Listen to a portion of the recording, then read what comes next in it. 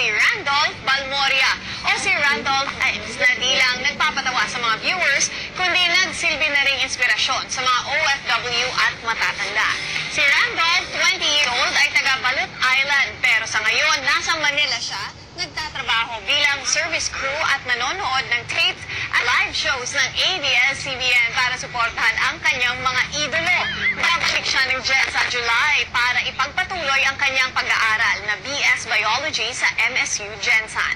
Isa sa pinakasikat niyang video ay ang pagpoproblema niya sa kanyang gandang mukha na umabot na sa 466,000 views at 7.8 thousand shares sa Facebook at iilan pang videos na umali na rin ng 2 million views. Narito at panoorin natin ang bahagi kanyang video.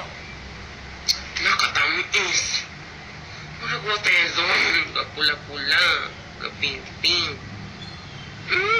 Natural. Tanan dyan dapat ba makatilaw ani? Aping labi. Murag kamatis.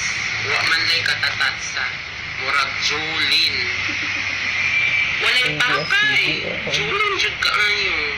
Tanan jud na tao. Uy, makipeso-peso sa kuha. Ito na yung mga rangko sa Malacanang. Mata. Murag nagkakontak lens naman sa Balut Island. Wala may MBS dito sa Balut Island. Nakatuwa naman pag vibes.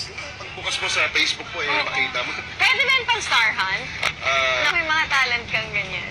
pag ano, Kasi ang daming discover ngayon sa online na, di ba? Na sumisikat online. Di ba ang daming napapada Ellen DeGeneres? May Little Big Shots pa ni Steve